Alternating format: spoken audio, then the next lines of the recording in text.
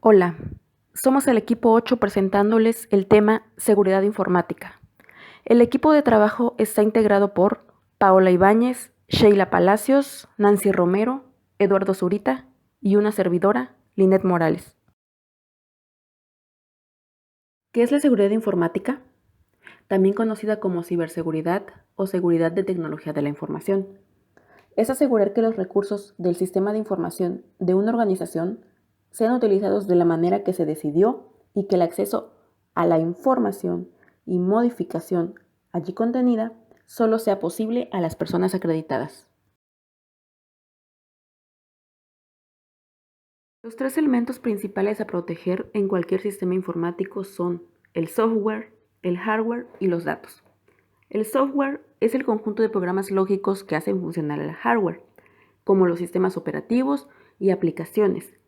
El hardware es el conjunto de todos los elementos físicos de un sistema informático, como CPU, monitor, teclado, mouse, memoria RAM, etc.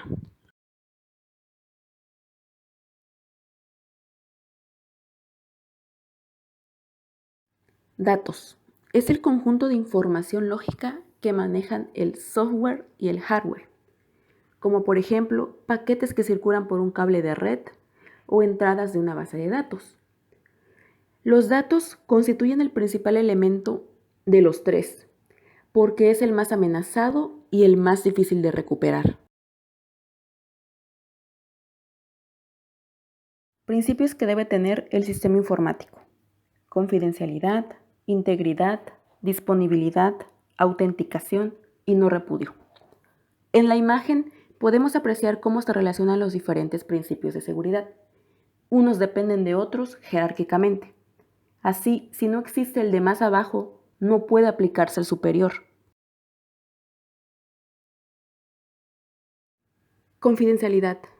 Se trata de la cualidad que debe poseer un documento o archivo para que éste solo se entienda o sea leído por la persona o sistema que esté autorizado. De esta manera se dice que un documento, archivo o mensaje es confidencial, sí, y solo si puede ser comprendido por la persona o entidad a quien va dirigido o esté autorizada. Integridad. Cualidad que posee un documento o archivo que no ha sido alterado y que además permite comprobar que no se ha producido manipulación alguna en el documento original. Aplicado a la base de datos, sería la correspondencia entre los datos y los hechos que refleja.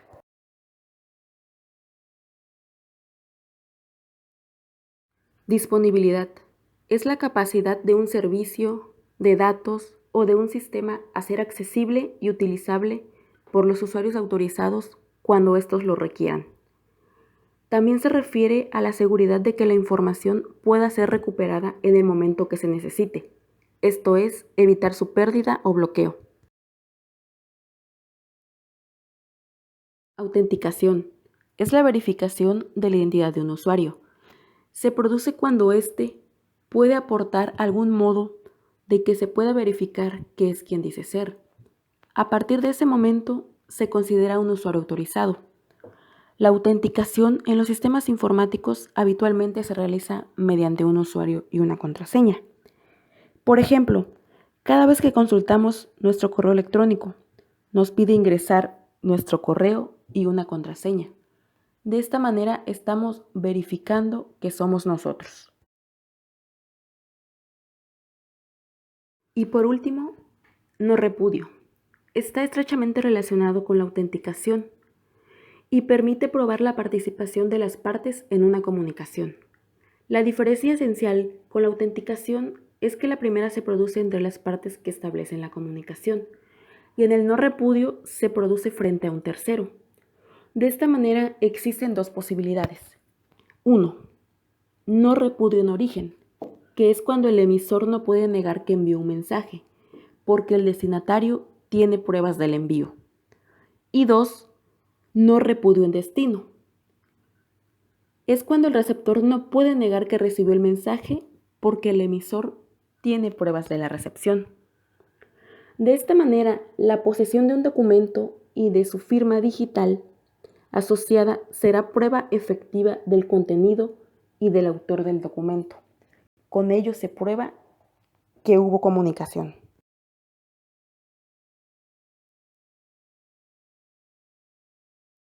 Principales amenazas. Las amenazas a los sistemas que provienen de distintos ámbitos son personas, amenazas lógicas y amenazas físicas. Personas o amenazas factor humano son la principal fuente de amenaza para un sistema. Es el personal, los ex empleados, los curiosos, algún hacker, terroristas y los intrusos. Amenazas lógicas son programas que pueden dañar el sistema. Virus y malware. Accesos no autorizados por puertas traseras que se crean en aplicaciones grandes o sistemas operativos para facilitar tareas de mantenimiento y que son descubiertas por los atacantes de un software incorrecto. Los bugs o agujeros son errores cometidos de forma involuntaria por los programadores de sistemas o aplicaciones. Estos errores pueden ser aprovechados para dañar el sistema. Amenazas físicas. Estas amenazas pueden darse por fallos en los dispositivos, pueden fallar los discos, el cableado, el suministro de energía, etc. Esto provoca una caída del sistema. Pueden ser también catástrofes naturales como los terremotos e inundaciones. Tradicionalmente, los virus han sido uno de los principales riesgos de seguridad para los sistemas informáticos. El principal método de propagación es a través de las redes informáticas e Internet, reproduciéndose e infectando a equipos conectados. Medidas de prevención. Existen dos, activas y pasivas. Las activas evitan daños en los sistemas informáticos mediante el empleo de contraseñas adecuadas en el acceso a sistemas de aplicaciones, encriptaciones de los datos en las comunicaciones, filtrado de conexiones en redes y el uso de software específico de seguridad informática, anti-malware. Pasivas. Estas minimizan el impacto y los efectos causados por accidentes mediante el uso de hardware adecuado, protección física, eléctrica y ambiental. Realizan copias de seguridad y permiten recuperar los datos.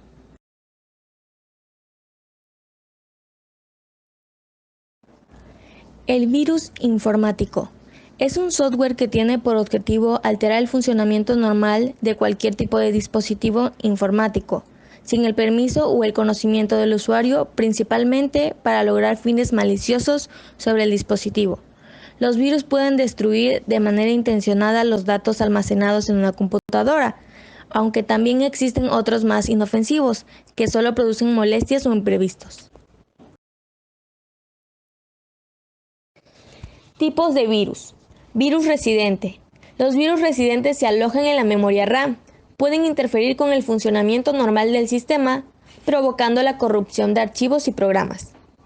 El virus multipartito.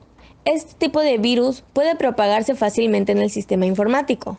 Es muy contagioso y realiza acciones no autorizadas en el sistema operativo, en carpetas y otros programas del ordenador.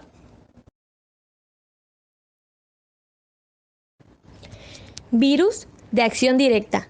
Los virus de acción directa atacan a ciertos tipos de archivos, normalmente archivos .exe y .com. El propósito principal de este virus es replicar e infectar archivos en carpetas. Secuestrador del navegador. Este tipo de virus infecta al navegador web, que será llevado a diferentes sitios web. De este modo, cada vez que se introduzca un nombre de dominio en la barra de direcciones de Internet, el secuestrador del navegador abrirá varios sitios web falsos que pueden dañar el ordenador.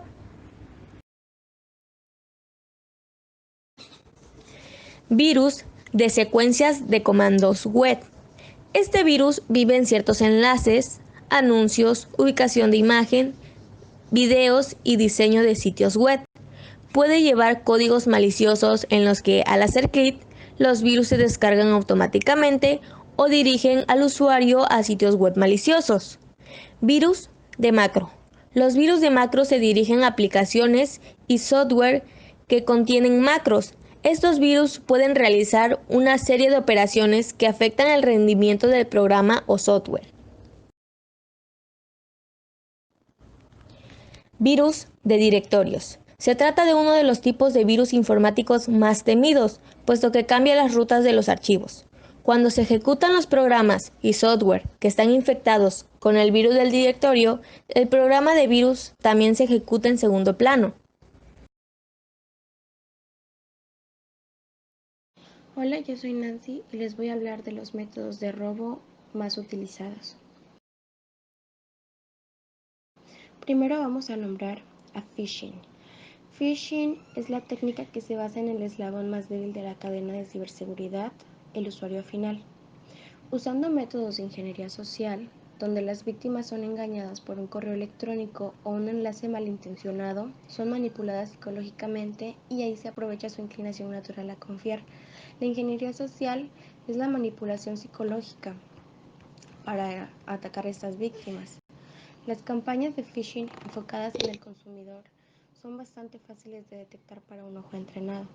Sin embargo, el robo de datos de acceso corporativos suele representar un esfuerzo mucho más específico, conocido como spear phishing. Spear phishing es un ataque de suplantación de identidad de correos electrónicos y está dirigido a una organización o a un individuo específico.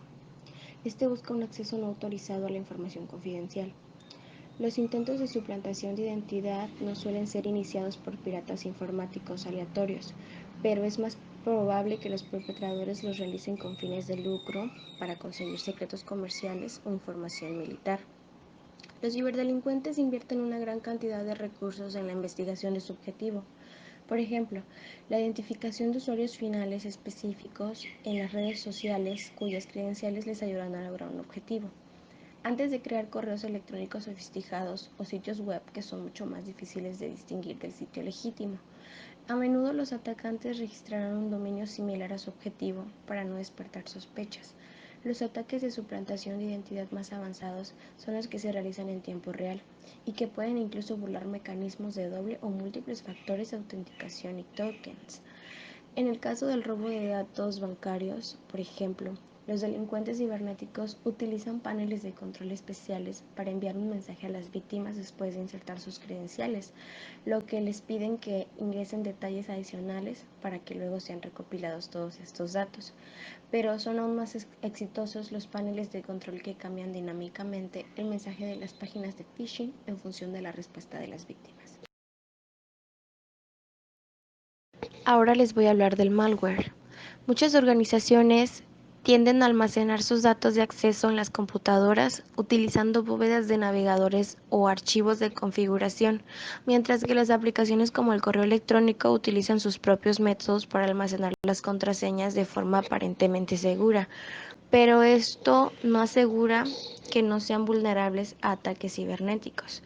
Los programas ladrones aprovechan esto e intentan recompilar nombres de usuarios y contraseñas de estas ubicaciones para enviarlos posteriormente al panel de control.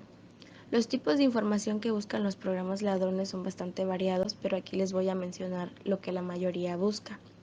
Buscan contraseñas, cookies y certificados almacenados por los navegadores web. Buscan credenciales almacenadas por aplicaciones como VPN, RDPN o mensajería instantánea, carteras de criptomoneda, datos de portapapeles, capturas de pantalla y las grabaciones, todo lo que capta la webcam o el tráfico de datos. Estas credenciales pueden almacenarse en texto plano, pero también pueden ser que estén cifradas. Sin embargo, algunos programas ladrones pueden descifrar estos archivos y extraer las credenciales.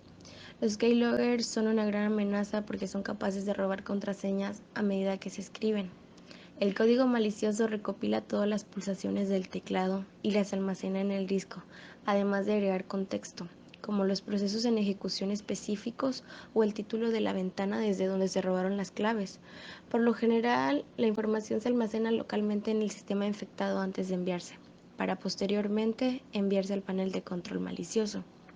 Solo como para hacer un énfasis, un keylogger, bueno, esta palabra está derivada del inglés, se consta de key tecla y logger registrador, lo que sería un registrador de teclas. Este es un tipo de software o un dispositivo hardware específico que se encarga de registrar las pulsaciones que se realizan en el teclado para posteriormente memorizarlas en un fichero o enviarlas a través de internet. Pero de este tema les hablará mi compañero con más énfasis, con mayor hincapié a continuación. Como tercer punto les voy a hablar del form graving.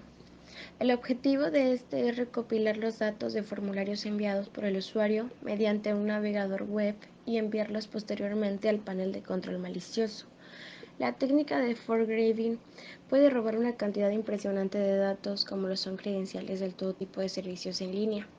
Todos estos datos terminan en las bases de datos de los botnets, que deben ser capaces de almacenarlos e indexarlos de manera eficiente para que los administradores puedan buscar credenciales específicas.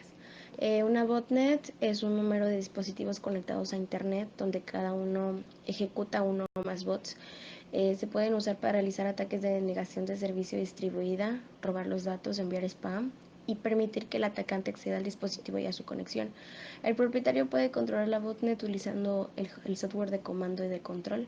Y la palabra botnet solo es un acrónimo de las palabras robot y red. El término generalmente se usa con una connotación negativa y maliciosa. Otros tipos de malware como puertas traseras o troyanos de acceso remoto, RAT, podrían no exfiltrar credenciales directamente, sino que podrían ayudar a los atacantes a realizar ataques dirigidos para realizar violaciones de datos. En comparación con los ataques del phishing, la mayoría de las infecciones del malware requieren un mayor conocimiento y recursos importantes para implementarse con éxito, pero aún es posible comprar kits baratos para lanzar un ataque. Ahora les voy a hablar de los ataques Man in the Browser. Estos se pueden recopilar credenciales de varias formas, muchas de las cuales dependen de la explotación de las vulnerabilidades técnicas. Otros ataques son el resultado de monitorear y apuntar a los canales de comunicación del usuario. El modus operandi de un ataque de tipo Man in the Browser es actuar como un proxy entre la víctima y el servicio legítimo al que el usuario desea acceder, ya sea modificando la comunicación entre las partes o monitoreando pasivamente las comunicaciones. Esos ataques pueden tener lugar a nivel de red al capturar el tráfico de red o redirigirlo. Los lugares típicos donde ocurre este tipo de ataque incluyen puntos de acceso Wi-Fi falsos, o sea, conocidos también como Evil Twins, los cibercafés, las computadoras ubicadas en lugares públicos, como bibliotecas, cafeterías, etc. También les voy a hablar acerca de las vulnerabilidades del sistema y del sitio web. Bueno, si bien las infecciones de malware son uno de los vectores de ataque más importantes, los sistemas vulnerables o mal configurados también ofrecen una puerta abierta a los delincuentes cibernéticos. A menudo los atacantes escanean Internet para encontrar blancos fáciles que puedan comprometer. En la mayoría de los casos buscan vulnerabilidades conocidas o sistemas mal configurados. Cuando apuntan al sitio web vulnerable, intentan generalmente explotar las vulnerabilidades SQL y las fallas de seguridad que les permiten ejecutar código, leer los códigos de fuente y cargar o modificar los archivos. Una vez adentro de la infraestructura, estos pueden usar técnicas de movimiento lateral para maximizar el impacto de la brecha recolectando credenciales. Las bases de datos son de alto riesgo, ya que pueden contener una gran cantidad de credenciales para múltiples usuarios, ya sean empleados, clientes o terceros. Ya por último les voy a mencionar los ataques de fuerza bruta y diccionario. Los ataques de fuerza bruta intentan adivinar contraseñas válidas para obtener acceso a una red y cosechar credenciales. Un ataque de fuerza bruta es un intento de descubrir una contraseña al intentar sistemáticamente cada combinación posible de caracteres hasta que la combinación correcta les permita el acceso. Varios usuarios siguen utilizando contraseñas fáciles y comunes como 1, 2, 3, 4, 5, AdMe o Password, pero a medida que se encuentran más bases de datos filtradas en Internet o en foros clandestinos, es común ver a los atacantes intentar reusar las credenciales para iniciar sesión en diferentes servicios en línea. Una herramienta de ataque que se está volviendo cada vez más frecuente es el verificador de cuenta, que prueba listas de credenciales que ya son comprometidas en su sitio web. El uso de servicios de inteligencia de amenazas puede reducir significativamente el daño causado por el robo de las credenciales. El punto más vulnerable de la seguridad y cómo te afecta. El punto más débil de cualquier medida de seguridad es el ser humano. Para que se pueda vulnerar su seguridad, primero se debe engañar a la mente del usuario. Uno de los métodos más comunes para obtener sus datos son exploit y keylogger. Exploit. El exploit es uno de los métodos más utilizados para los ataques personales o en masa. Principalmente se usan para obtener usuarios y contraseñas de algunas redes sociales, correos asociados a Apple y o a Google o inclusive en tus cuentas de banco. El principal método de ataque de los exploits se basa por correo electrónico o por mensajería instantánea. En ellos te hacen creer que tu cuenta está vulnerada o tiene algún tipo de problemas. ¿Cómo prevenir un ataque? El exploit es uno de los métodos más sencillos para su detección. Basta con que nos demos cuenta en este ejemplo que el arroba no tiene nada que ver con Instagram. Eso sería una señal de alerta. Si somos tan descuidados que a veces no nos fijamos en ese detalle, al darle verificar cuenta, nos aparecerá exactamente lo que es la página oficial de Instagram. Si somos cautelosos y observamos el URL, nos daremos cuenta que poco o nada tiene que ver con el dominio de Instagram. Keylogger. ¿Alguna vez tuviste esa vecina entrometida que veía todo lo que hacías? Bueno, el keylogger es eso y más. Usualmente este programa registra cada pulsación de tecla, siendo fácil tener el acceso a las contraseñas y datos del usuario. Su método de instalación es un poco más complicado, ya que se requiere acceso directo a la computadora de la víctima, o en muchos casos no. ¿Por qué no es necesario tener acceso directo a la computadora de la víctima? Bueno, como ya lo he comentado, el punto más débil de la seguridad informática es el ser humano. En muchas ocasiones nos pueden dar equipos infectados de keylogger y nosotros no lo sabríamos. Pondríamos nuestras contraseñas o datos personales y serían robados fácilmente. ¿Cómo detectar un keylogger? Usualmente los keyloggers se esconden en el sistema. Usando el comando control más alt más F9, en la mayoría de casos podrás acceder a ellos. O en casos más drásticos, puedes pasar por un escaneo de un antivirus. Como alternativa final, hay programas especializados en la detección de keyloggers, Keylogger Detector y Anti-Keylogger. Twitter hackeado. Recientemente se generó uno de los ataques coordinados más grandes de la historia, atacando a políticos y empresarios famosos. De las principales cosas a resaltar es el peligro que se pudo haber generado con algún tuit de algún político importante. Llámese Donald Trump pudo haber tuiteado que atacaría a Corea del Norte cuando no es así, que fue hackeado y que la mayoría del mundo correría un gran peligro porque se podría generar una guerra con un tuit falso. En este caso, se estima que se perdieron 7.8 millones de dólares. En pesos mexicanos serían 174.218.148 pesos. ¿Cómo robar 7.8 millones de dólares y salirte con la tuya? Como ya te he comentado, el ser humano llega a ser muy fácil de engañar y manipular. En esta ocasión fue por medio de Twitter. En Twitter varias personas famosas y empresas empezaron a tuitear que porque se habían levantado de buen humor o por culpa del COVID, te duplicarían lo que tú les mandaras por medio de Bitcoin. Esto obviamente fue falso, pero es muy interesante analizar los tweets. Si se dan cuenta, la mayoría de los tweets tiene la misma estructura, salvo que cambian diferentes cosas, cambian el orden donde los ponen. Pero lo que quiero que resaltemos es que en la parte de abajo dice que únicamente los primeros 30 minutos. Esto lo que hace es que genera atención en la persona que lo está leyendo y quiere hacer las cosas inmediatamente para que tenga acceso a esa recompensa. Nuevamente, la utilización de contraseñas extremadamente fáciles de vulnerar lidera las opciones más elegidas del listado. Es por ello, a continuación diremos las 15 contraseñas más usadas en el mundo.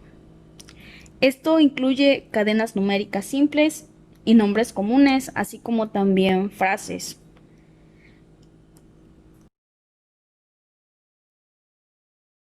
En un listado de las 15 contraseñas más usados en el mundo, el primer puesto lo ocupa la serie numérica 12345, que es muy fácil de recordar, pero también es muy vulnerable. En segundo está 123456. En el 3, 1, 2, 3, 4, 5, 6, 7, 8, 9. En el 4, test 1. En el 5, password o también contraseña, que es lo mismo.